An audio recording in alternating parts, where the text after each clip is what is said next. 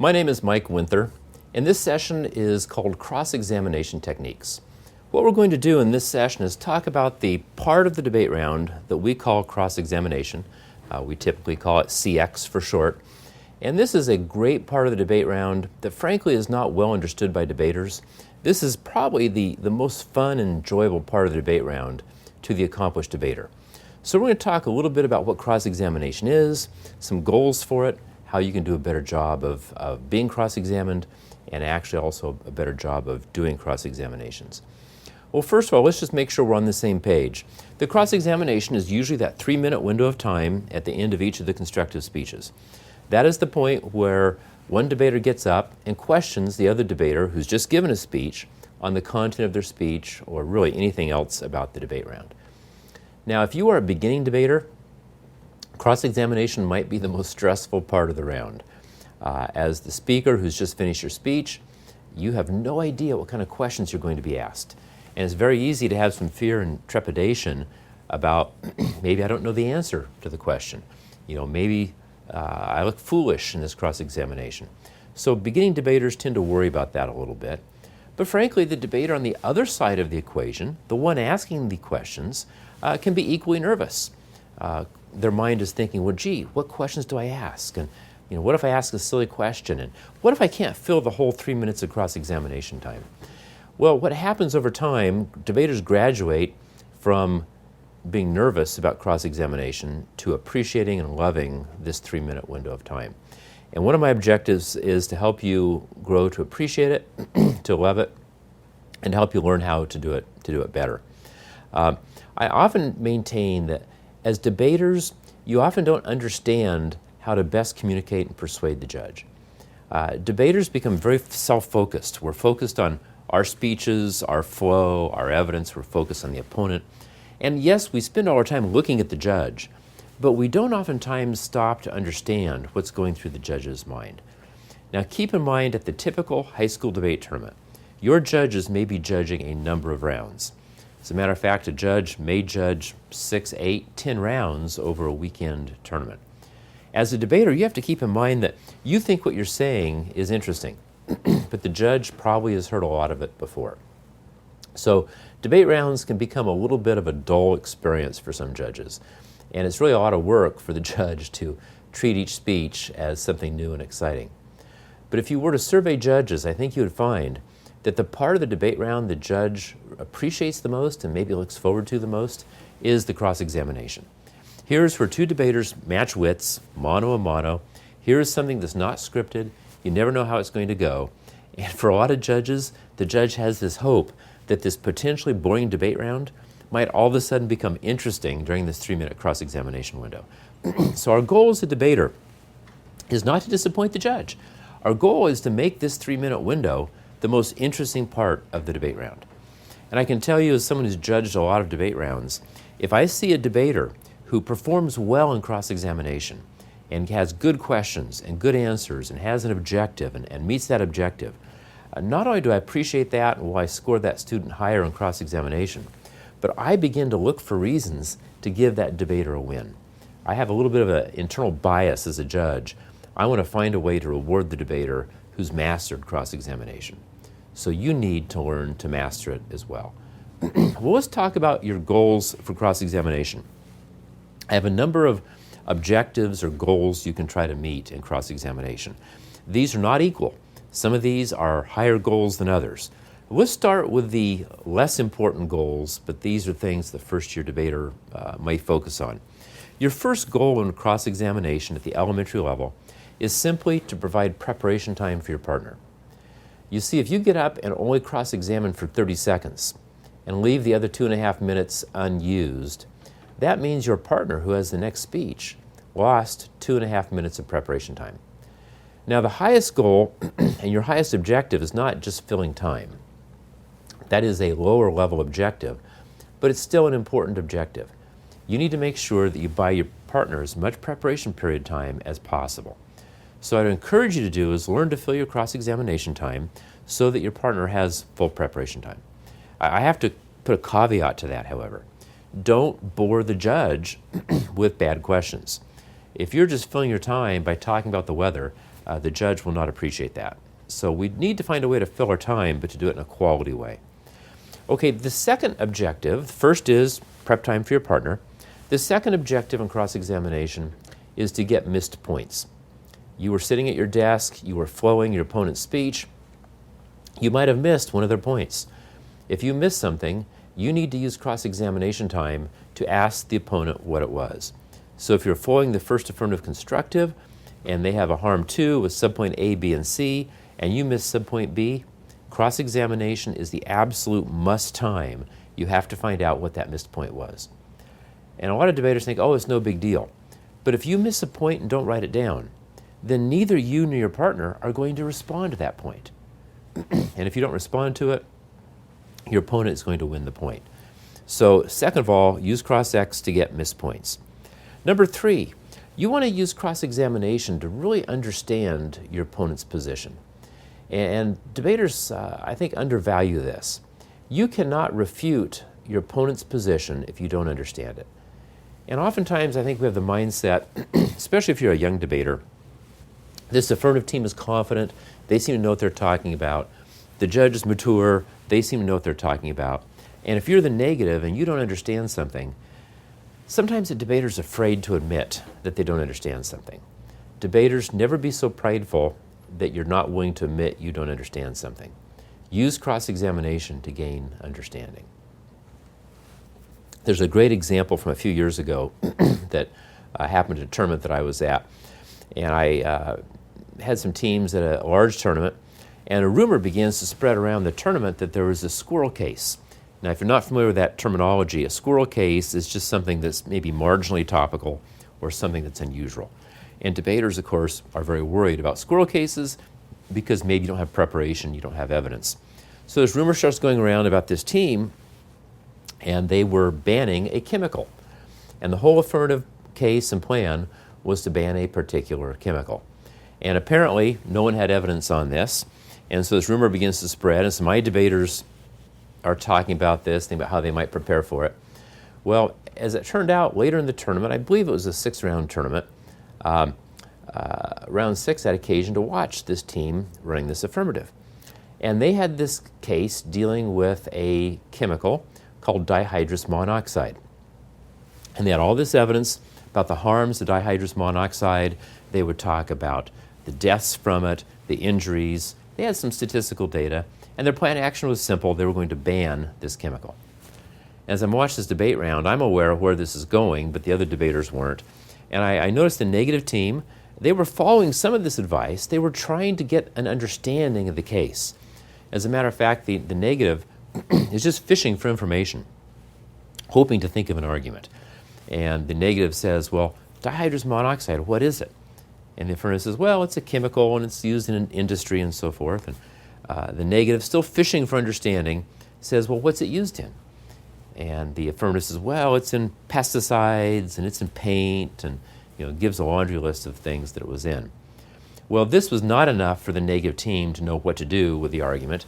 Negative team had no evidence, no research, and really only some very superficial arguments. Well, as it turns out, the team running this dihydrous monoxide affirmative breaks to out rounds, which tells us that we know they won some affirmative rounds. Well, they get into an out round, and they were affirmative against a negative team who I think already had understanding. They get up in cross-examination, and they ask the similar questions. They say, okay, this dihydrous monoxide, what's it used for? And they get the same answers. It's in paint, it's in pesticides and industrial chemicals. And then the negative cross-examiner says, well, would it be found in my house, in a household? And the affirmative says, well, yes, it probably would. And he said, is this something that I might consume? The answer is yes, probably would. Well, the negative keeps fishing until the negative fully understands the case. And the negative gets up in the next speech and runs a series of disadvantages that totally destroys the affirmative. And the only reason the negative was able to run those disadvantages that destroyed the affirmative, and by the way, none of those disadvantages had evidence. They had powerful DAs that did not even require evidence. And the reason why they won with those disadvantages is simply because they understood what the case was about. And some of you watching this may now have put 2 and 2 together Dihydrous monoxide is a chemical compound with 2 hydrogen atoms and 1 oxygen. Dihydrous monoxide.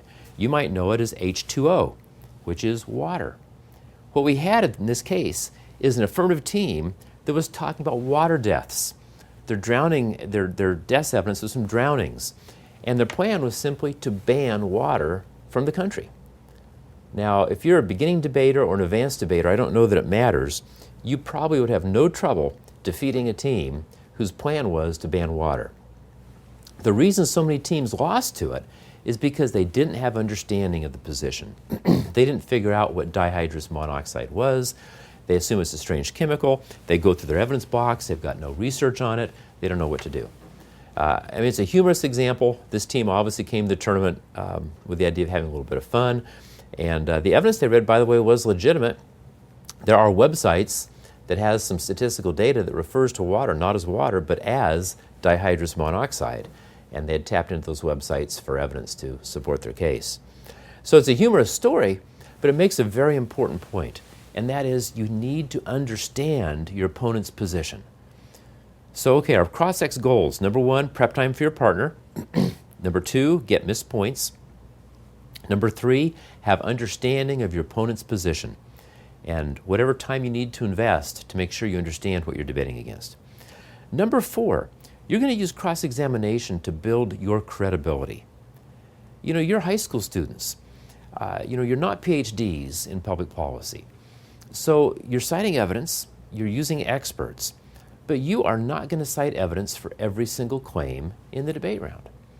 And there's a lot of claims you're going to make, maybe your own analysis, whatever it might happen to be, where your credibility matters. And the judge has to ask himself or herself a question, do I believe this student's analysis? Is this student credible? And you need to work as a debater to build your credibility. Well, there's a whole nother lecture that could be done on that. But what are some of the things you do to build credibility? Well, one is by dressing appropriately. You dress maybe older than you are. You dress in a suit and a tie, or you dress in a nice suit or dress or pantsuit or whatever it might happen to be to make you look more professional. Another thing you do to improve your credibility is to do research ahead of time. The more head knowledge you have, the more you seem to know, the more the judge believes you about other things in the round. Well, cross-examination is an important time to build credibility.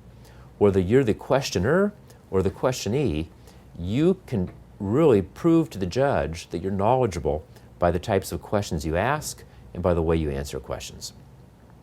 So I encourage you to be able to ask questions that give yourself credibility. So your questions need to become technical. If you have a topic or a resolution, there's a technical component. Maybe it's physical technology, or maybe it's a legal technicality, whatever it is.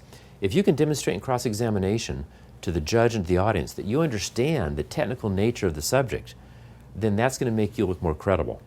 And at the end of the round, the judge will be biased towards the more credible debater. So if you're asking questions, you need to know enough about the subject to ask intelligent questions. Now that goes beyond the probing questions that you might do just to get information. This goes a step beyond that. Okay, the next goal is use cross-examination to reduce your opponent's credibility. And not that we want to attack the nature of our opponent. Our goal is not to belittle them in any way, but we do want to try to make them look less knowledgeable than we are.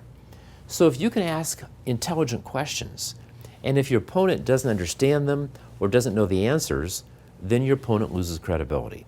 So as a negative, if you're asking cross-examination questions that seem like reasonable questions to the judge, and if the affirmative doesn't know the answer, that is a credibility shift.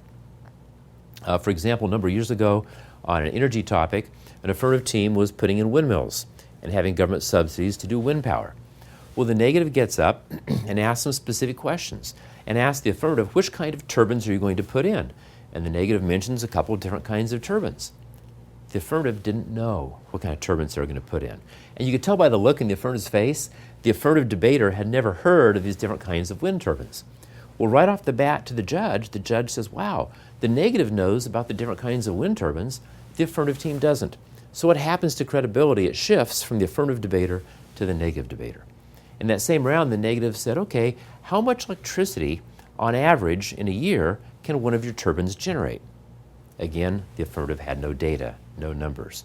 We just saw question after question where the negative asked intelligent, reasonable questions, and the affirmative was really unaware. And so to the judge, you could see that the research, the preparation, the head knowledge, and the credibility was in favor of the negative. So debaters take advantage of that by boosting your credibility and also diminishing your opponent's credibility. And there's times you may ask a question not because you want the answer. You probably know the answer. You ask the question just to see if the negative or your opponent, whichever side it happens to be on, maybe demonstrates a lack of knowledge of their subject area. Another purpose for cross-examination is to demonstrate a weakness in your opponent's arguments. Oftentimes your opponent will make a series of arguments, and an argument that seems strong on the surface can be weakened a lot by the right cross-examination questions. So be prepared to ask questions to test the strength of your opponent's argument. And the last goal of cross-ex is you can use cross-examination to build your future arguments. Now, we know there's several ways as a debater to support your arguments. You can support your argument with your own credibility. You should always be trying to do that. You can support your argument with evidence, and we do a lot of that. We research, we have briefs, we have cards, we read evidence to support our position. We can support our position with logic, hopefully. We can support our position with head knowledge that maybe you and the judge share. But you also can support your position with a cross-examination admission from your opponent. And this is very important because I've always maintained any piece of evidence you read can be countered by an opposing piece of evidence by your opponent. So you might read a piece of evidence from a Stanford PhD supporting your position, but your opponent might read a piece of evidence from a Harvard PhD opposing the Stanford PhD. So any evidence you read in the debate round can be counteracted by your opponent. They can question the credibility of your source, they can question the publication, they can outweigh it with other evidence or more credible sources. So your best evidence can fall short of winning the point for you. But there's one kind of evidence or support in the debate round that is really incontrovertible, and that is an admission by your opponent. Because if your opponent gives you a claim or gives you a link to an argument, basically that opponent's giving you evidence. And that is evidence that won't be counteracted because your opponent who gave you an answer in cross-ex is not going to come back and read PhDs that disagree with him or her. So the best piece of evidence you can have is that cross-examination admission from your opponent. Now, what a lot of young debaters do when they learn some of these techniques, they want to go for the kill. They want to try to get their opponent to have some major admission that the affirmative case won't work. Debaters, that doesn't happen very often. Somehow we expect this, tearful admission, you're right, my affirmative won't work, or something like that. That doesn't really happen in the debate round. In general, you're probably not going to get your opponent to deny their entire position in cross-ex. But what you can do is you can get your opponent to give you a part of an argument. You can get them to give you a portion of an argument that you might make. And that helps build and strengthen your arguments.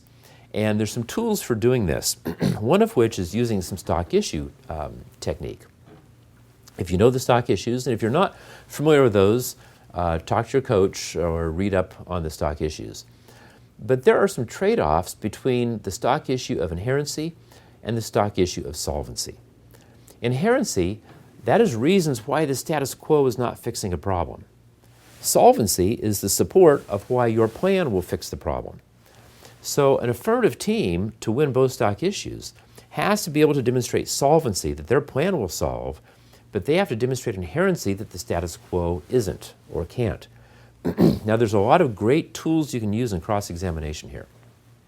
And you can weigh or use one stock issue against the other. For example, you can ask your opponent, what are the inherent barriers to their plan? And they'll get up there and tell you some of the reasons why the status quo is not enacting the plan.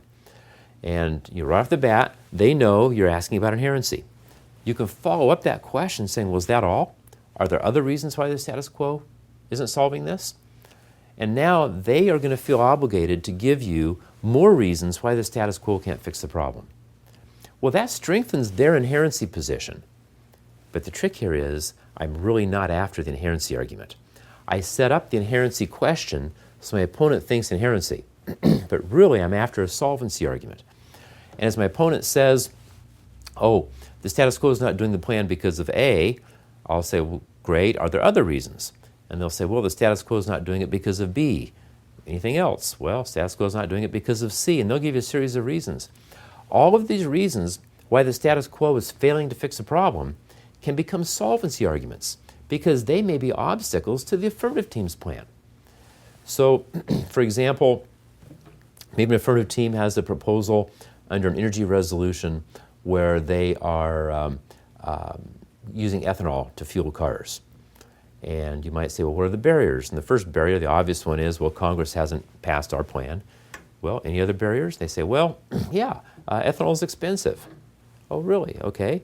So is ethanol more expensive to produce than fossil fuels? Yeah, okay, there's an inherent barrier.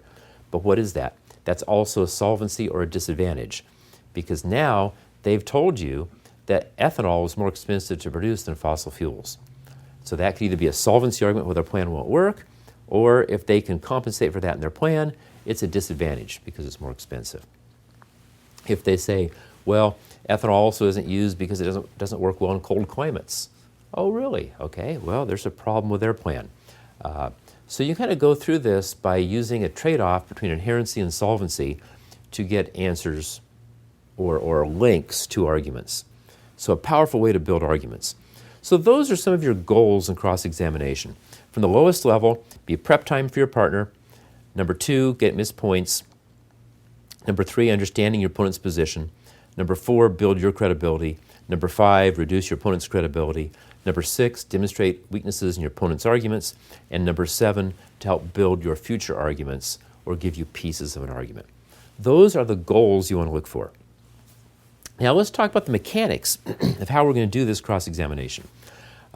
First of all, we need to make sure we avoid some bad practices. And some bad cross-examination practices that you should try to avoid as much as possible. One is what I call the open-ended question.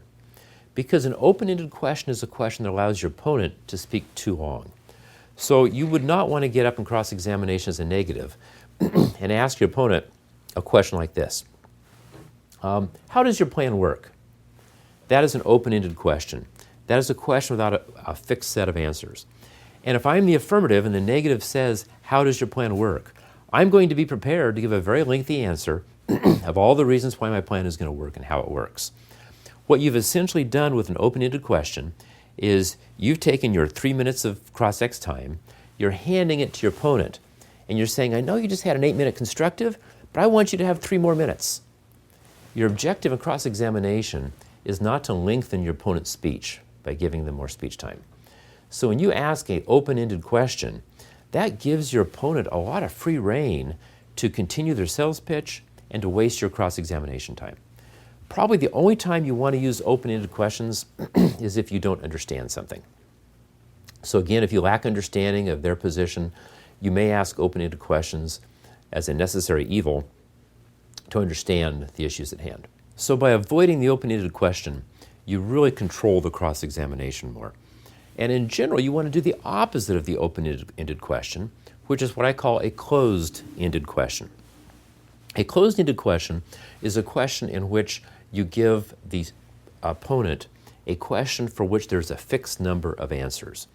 So I may ask them, will your plan increase or decrease consumer spending? That is a closed-ended question because the answers logically are either increase or decrease, or maybe no change is a third option. A closed-ended question is a question that would have answers like yes or no, up or down, greater, smaller, those kinds of things tend to be closed-ended questions. So as a technique, avoid the open-ended question. A second thing to avoid is, unless you're just needy to understand the opponent's position, you want to avoid questions that you don't know the answer to. A good cross-examiner, be it in the courtroom or the debate room, really should know the answer to the question before you ask it. Now, there's times, of course, you don't have that luxury, but your goal should be to know the subject area well enough that you're really asking the question for the benefit of the judge, not for your benefit. If you don't know the answer to the question, it's a little bit dangerous because you never know where that answer is going to go. And it may be that the answer strengthens your opponent's position. So try to really know what the potential answers or likely answers are before you ask the question. Another practice to avoid is being rude in cross-examination. Cross-examination is that one point in the round when everybody's on edge a little bit. It's easy for a debater who's being questioned to get defensive. It's easy if your opponent gives kind of a curt or nasty response for you to get to get angry or to get nasty. So what you really want to do is you want to try to maintain your decorum in cross-ex. I really encourage debaters to work towards making your cross-ex really a friendly time.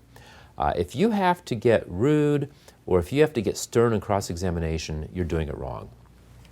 If your opponent gets a little bit stern or a little bit rude or a little bit nasty, you want to go to the opposite extreme. Now, human nature would make you want to get a little bit nasty or a little bit short or testy. But what you want to do if your opponent gets a little bit over the edge, you want to go to the opposite extreme. That's where you want to be as nice as possible. You want to crack a joke. So make sure that you don't try to get too mean or too rude in cross-examination. And I think sometimes the beginning debater thinks that the best cross-examination is a firm-handed, kind of a curt, sharp cross-examination. That really is not the case. The cross-examination that the judge wants to see, and frankly the one that's going to work the best for you, is the kind, friendly cross-examination. And over the years, I've coached and watched debaters who were so gracious and so friendly in cross-examination that you love the debater, you love the style, and it biases the judge to want to vote for the debater. Also, if you come into a cross-examination in a very likable, whimsical way, you'll discover that your opponent lets down their guard. And the best way to get admissions from your opponent is if you come at this in a kind, likable way. So avoid that tendency or that practice of getting sharp or nasty in cross-examination. Not a bad idea, debaters. Ask your partner, ask your coach, ask audience members after the debate round how your cross-examination was, because sometimes you may not know that you're coming across with a little bit of a nasty edge, but a coach or a parent or a friend might observe that and help coach you to that a little bit. Okay, so you've talked about goals for cross-examination. We've talked about some things not to do. Let's talk about techniques that we want to use. And one of these overlaps a little bit. I want to go through these techniques to make sure they're really ingrained in your mind. First technique is you want to avoid the open-ended question and go to closed-ended questions. I think we've talked about that enough. You understand the difference. Try to work the closed-ended question. By the way, for coaches listening to this, a good thing to do in a practice round or even at a tournament when you're watching your students, have a little tablet of paper and write down a column for closed-ended questions and a column for open-ended questions, and just put a check mark for each question, and put a check mark in the open-ended column if it was an open-ended question, a check mark in the closed-ended column if it's a closed-ended question. When the debate round is over, compare with the debater and see how many of your questions were open and how many were closed, and try to minimize the open and maximize the closed. Great coaching technique. Okay, in addition to that technique, the second technique is binary questions. Let's talk about the word binary. That's not a word we use every day. Binary means two. BI, that's the prefix for two. If you have a bicycle, it's got two wheels, BI. A binary question is a question to which there are two likely answers. So a binary question is a subset of a closed-ended question, because a closed-ended question has usually like one-word answers, but there could be more than two possibilities. So a binary is a more refined, closed-ended question. So a binary question, again, is one which the logical answers are up, down, yes, no, black and white, those kinds of things. Now, the reason you want binary questions is because the binary question will help you to control the cross-examination, and it's a great tool to help you get the right admissions and information that you want in the debate round. It's by using binary closed-ended questions that you can actually get more questions in a cross-ex. Now, if you're a beginning debater and you're not filling your cross-examination time, maybe efficiency is not your goal. But if you're a moderately experienced debater or a highly experienced debater, your goal is to arrange cross-examination so that you get as many questions as possible in that 3-minute window of time. If your coach is taking that checkmark list of open-ended and closed-ended, it's also good to total up the total number of questions and see how many questions you can get in a cross-examination. And you should always be working to get more questions in. Now, debaters, the goal is not to talk faster. There's one way to get more questions in, that's to talk faster. That is not the best way to do it. The best way is to get more questions in by making your question concise and making them binary questions. And you'll discover, if you're efficient, you'll get to the point where you can ask 30 or 40, I've seen debaters even get 45 questions in a 3-minute cross-examination without cutting your opponent off. No rudeness, but you're asking questions for which the opponent naturally gives short answers.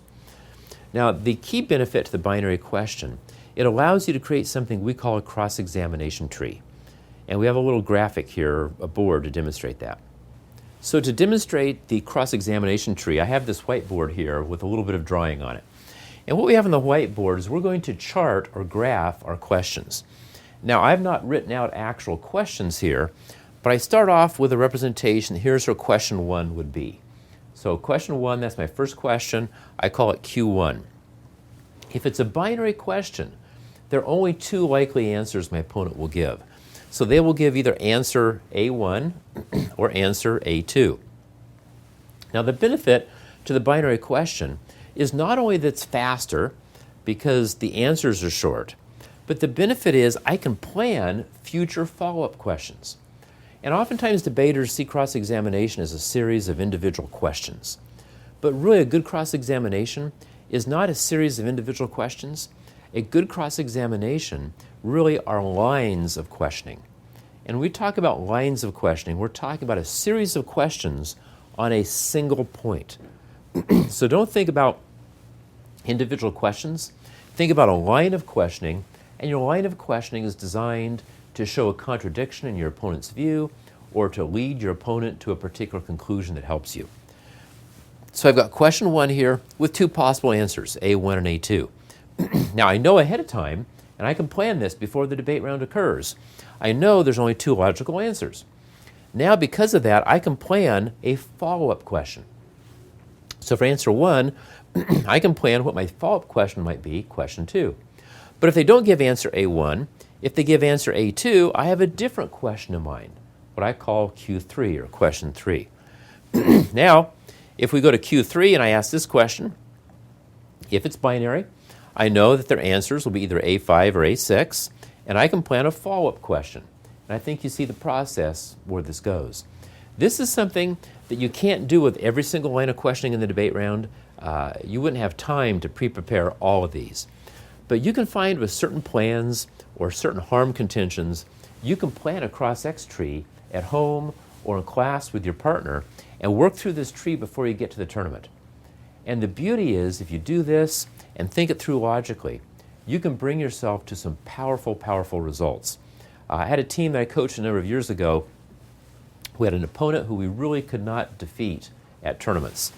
And I thought our team was probably as good as the opposing team, but we just couldn't seem to win the round, and this opposing team had a very strong affirmative. I did a lecture on cross-examinations, including some of this technique, and so this debaters really decided they wanted to develop some cross-X trees. And they developed 3 different in-depth cross-examination trees that went about 4 questions deep. And what was really fun is they realized, as they charted the actual question and the answer, when they got down here to the 3rd or 4th question deep, I forget where it was, it must have been the 4th question deep, you know, there's something in the order of, we've got 2, 4, 6, 8 possibilities at this level. They got to a situation where 6 of the 8 possible outcomes they felt gave them a powerful argument. Now think about it.